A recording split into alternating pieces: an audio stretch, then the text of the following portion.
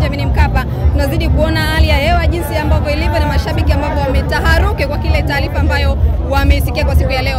Mama vipi? Safi, salama. Uko poa? Niko poa. Mambo yanaendaje? Alhamdulillah, Mwenyezi Mungu anasaidia. Okay, umetoka wapi?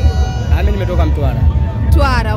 Umetoka Mtwara, umekuja hapa kwa ajili ya kuangalia mpira. Taarifa ambayo umeisikia, umeipokeaje? Mimi nimeipokea kwa masikitiko. Kwa sababu sikutarajia alitokea swala kama hili. Ni kama wamedai kama kanuni ndio imeamua hilo swala na wameoitwa katika kile kikao cha masaa 72.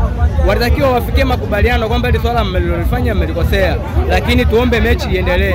Kwa sababu hebu angalia, hapa tuko watu tofauti tofauti. Tumetokea mikoa tofauti. Wengine wametokea Mwanza, wametokea Simiyu, wapi, wamekuja hapa kwa usafiri wao. Wanayoumia ni sisi mashabiki, sio wao. Wao wanatoa maamuzi, wako kwenye viyoyozi, wamekaa kwenye baridi, wanachukua maamuzi yao, wanatoa tu, wanaposti kwamba bwana mechi imeahirishwa. Sasa sisi umati wa watu tulikopo hapa kwenye jua kali kama hivi, mpaka sasa hivi tunahangaika.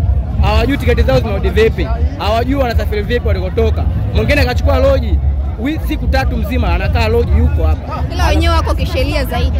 Sawa, sheria ipo, lakini wametoa maamuzi mara mbili.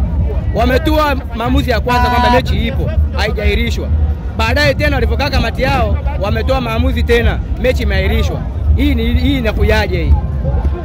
Kwa unachukua uamuzi gani mpaka sasa hivi? Kwa mimi siwezi kutoa uamuzi wowote kwa sababu wao ndio wanaona wenye mamlaka yao wametoa maamuzi yao. Sisi tunakubali. Tumefanya walichokifanya sisi kwetu ni sahihi. Sisi tunakubali. Hatuwezi kulalamika kokote kwa sababu wao ndio wameshika kisu. Kwa kimakosa kiupande, makosa yapo kiupande gani? Pande zote wana makosa. Sawa, kama Yanga wamefanya makosa, wamezuia mabao wasiingie uwanjani. Mechi walisema ipo. Mechi ipo, tuendelee kucheza. Baada ya masaa 72 wakae kwenye kamati yao. Kama wataadhibiwa, kwani Yanga leo moja kulipa? Wamelipa faini nyingi sana, kwa nini wasilipe na hii faini? Lakini mechi haikustahili ivunjwe. Hii ni udhalilishaji wa nchi. Huu ni udhalilishaji wa nchi. Ni udhalilishaji wa nchi. Kwa sababu hii ni dabi, kama nasema ni dabi ya 5 Afrika. Ina maana nchi nyingi zilisimama leo kuangalia dabi hii. Na leo paka dabi imeahirishwa, ni awamu ya pili. Wanavunja morali ya dabi. Yaani dabi inapungua uzito wake. Watu wengine watatamani waje lakini watashindwa kuja kutokana na hizi salula ambazo